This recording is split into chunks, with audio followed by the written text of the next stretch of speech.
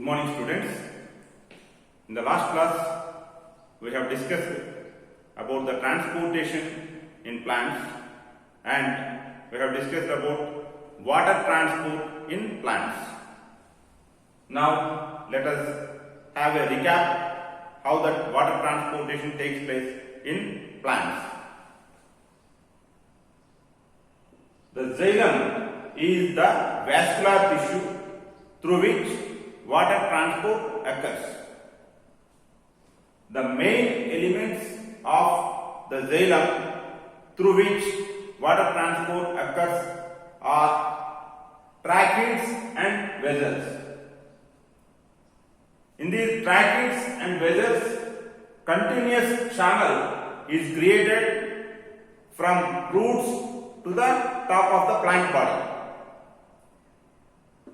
And at the roots, in order the water to enter, initially active transport of mineral ions takes place. Means by spending energy, the mineral ions are taken inside of the root cells. Then, as mineral ions enter inside the root cells, a concentration difference of water takes place between the soil environment and inside the root cells. Inside the root cells, hypertonic condition or low concentration of water, and outside the root cells, that is in the soil environment, hypotonic environment or higher concentration of water takes place. Now, as per the laws of diffusion, water always moves from hypotonic environment to hypertonic environment. So, diffusion of water into root cells takes place. Then, the entered water, it will be moving into this continuous channel because it creates a push from the bottom, which we call root pressure. As water enters inside the root cells, it causes the root pressure, because of which the water moves to the inside of the continuous channel to upside. This creates a capillarity. If you keep any small, thin diameter having tube into the water will be moving above the actual water column inside that tube. This phenomenon is called capillarity. Same thing is applied even in the continuous channel that is present within the xylem vessels and tracheids. And this water which is present in the channels of the xylem will be moving up by the suction that is created by the transpirational pull. Okay. So, suction is maintained by the transpirational pull, because of which water will be keep moving up. So, from bottom side, root pressure, and from top side, transpirational pull, both are the physical forces that operate the water movement in the xylem. The major driving forces during the daytime and during the night time. The major driving forces of water transport in xylem during the daytime and during the night time. Of course, both operate in both times. But what is the major one at a particular time? The major driving force during the daytime for water transport is transpirational pull. The major driving force for water transport in xylem during the night time is root pressure. Because daytime transpiration occurs very actively. So, transpirational pull, it plays the significant role in water transport. Whereas during the night time, the transpiration does not occur with the same rate like how it was occurring during the daytime. So, root pressure, it takes the major driving force. Now, coming to the food transport or the soluble photosynthetic products, how they are transported from the chlorophyll containing regions to other regions of the plant body. So, this transport is called translocation. What is translocation? The transport of soluble products of photosynthesis. The transport of soluble products of photosynthesis, amino acids and some other substances. Transport of the soluble products of photosynthesis, amino acids and other substances through phloem to the storage organs of roots, fruits, seeds and to the growing regions of the plant body is called translocation. The transportation of or the movement of photosynthetic products, amino acids and other substances through phloem from chlorophyll containing regions to the storage organs of roots, fruits, seeds and to the growing regions of the plant body is called translocation. Okay. So, translocation occurs through phloem. So, inside the phloem, like how in xylem, vessels and tracheids are the major elements of transport, in the same way, even in phloem also, the major elements for the transportation of food materials is sieve tubes and companion cells. Sieve tubes and companion cells. So, this translocation occurs in the sieve tubes with the help of companion cells in both downward as well as upward directions. In both downward as well as upward directions. But does it occur simultaneously in downward as well as upward directions? No. Why we have to discuss this downward and upward directions? When the plant is having fully green colored leaves, the photosynthesis actively takes place and the photosynthetic products are formed in large content. Now, from the top regions where the leaves are present to the other regions, generally to downward, the phloem transportation occurs. We all know in many of shedding leaves having plants. Okay, so plants are of two types, evergreen and deciduous. Deciduous plants means the plants which shed off the leaves during the autumn season. So in such plants, what will happen during the autumn season? All of the leaves, almost all of the leaves will fall off due to low temperatures.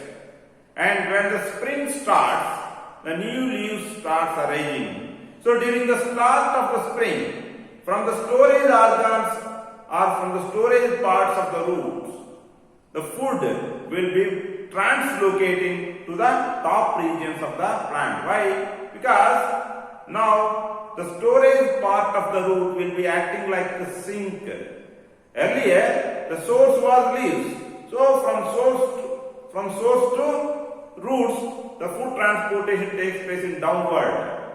Now, from the sink, that is from the roots, the food is getting transported to the source region, but at the source now leaves are very small, so only they cannot synthesize their needed food. So only food is transported to upwards.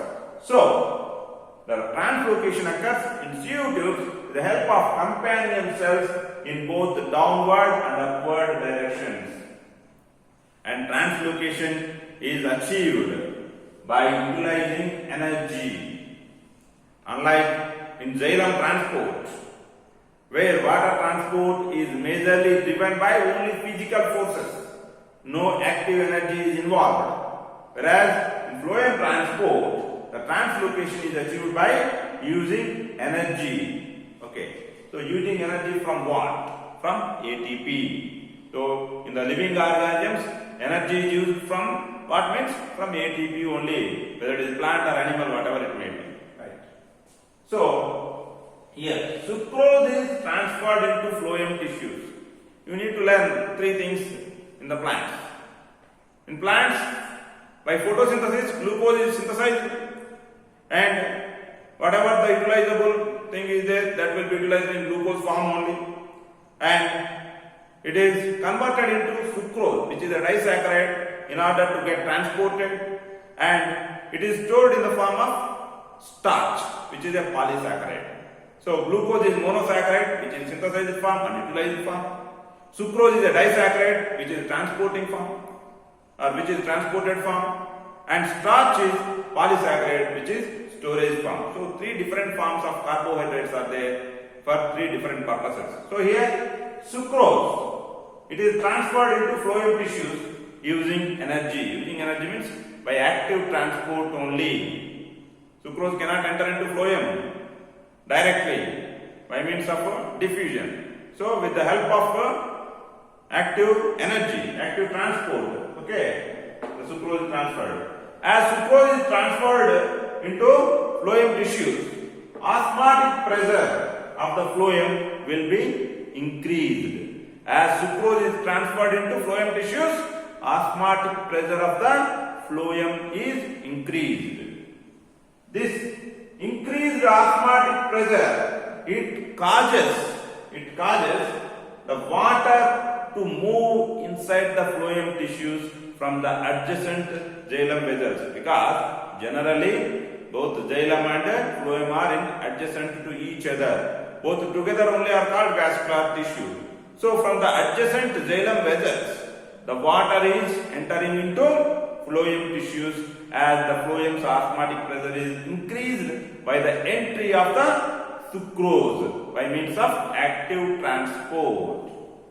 Now, this entire material, sucrose plus water solution, will move in the phloem to the regions where there is less osmotic pressure. Now, where sucrose has entered into the phloem tissues and water has joined with this sucrose, there osmotic pressure of that phloem tissue is increased. Osmotic pressure of the phloem tissue in that particular region of the phloem is increased. But in other regions where there is no sucrose solution, there is less osmotic pressure. So like roots and all. Okay. Now what will happen? The sucrose solution will move from this higher osmotic pressure region to the lower osmotic pressure region where there is no sucrose solution. Phloem transports the material according to the plant's need. I already have discussed it. Okay, when full leaves are there during the rainy season in downward direction, when there are no leaves and they just started forming or budding out during the start of the spring, upward direction. So as per the plant need, during rainy season, roots require food in order to store and in order to utilize. And during the rainy season, large amount of food is just sent to root regions, some amount of which is utilized and some amount of which is stored.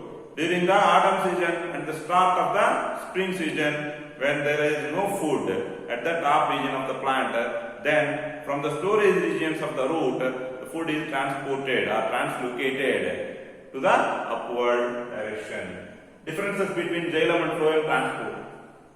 Here, xylem transport occurs only by physical forces. The major driving forces of xylem transport are physical forces, root pressure and transpirational pull. Whereas active energy is involved in the phloem transport. Xylem transport always occurs in only upward direction. So xylem transport is unidirectional. Uni means single, only single direction. From bottom to top only it will take place. Whereas we already have discussed, phloem transport occurs when in rainy season in downward direction and in the start of the spring in upward direction. So phloem transport is bidirectional. These are the differences between xylem and phloem transport. Now with this transportation plans is completed, now let us discuss about the excretion in living organisms. First let us discuss about excretion in animals. What is excretion first? By many biochemical activities which all together are called metabolic activities of the living organisms, along with their actual intended products. Some byproducts, nitrogenous waste materials also are formed. So accumulation of these nitrogenous metabolic waste materials or metabolic waste byproducts is harmful. So they have to be removed out from the cells and have to be discarded from the living organism body. This process is called excretion. Excretion. Okay, right? So excretion is removal and discarding of nitrogenous metabolic wastes from the living organism body is called excretion. In the case of unicellular organisms, alone by means of simple diffusion through their cell membrane, the excretion is carried out because the entire surface of the unicellular organism is in direct contact with the environment. Whereas in multicellular organism, all the cells and their surfaces cannot be in direct contact with the environment, cannot be. Okay, so they use specialized organs. Different multicellular organisms use different specialized organs for the excretion to be carried out. So let us see the multicellular organisms, some of the multicellular organisms, like important ones. Earthworms, they use nephrons, which are also called nephridia. Okay, so here we can actually use the word nephridia. Okay. The nephridia are used. The nephridia are used by the earthworms and arthropods, different excretory organs, because there are different types of arthropods are present. Okay, and different types of arthropods they use different. But most commonly used excretory organs are green glands and Malpighian tubules. Malpighian tubules. And in the case of mollusks, okay, basic level of kidneys are present in the case of mollusks. And we all know about humans, a pair of kidneys which contain the functional unit nephrons, okay, are used as excretory organs in humans. Okay, so how excretion is carried out and what is the basic structure of all these kidneys, everything let us discuss in the next class. Thank you.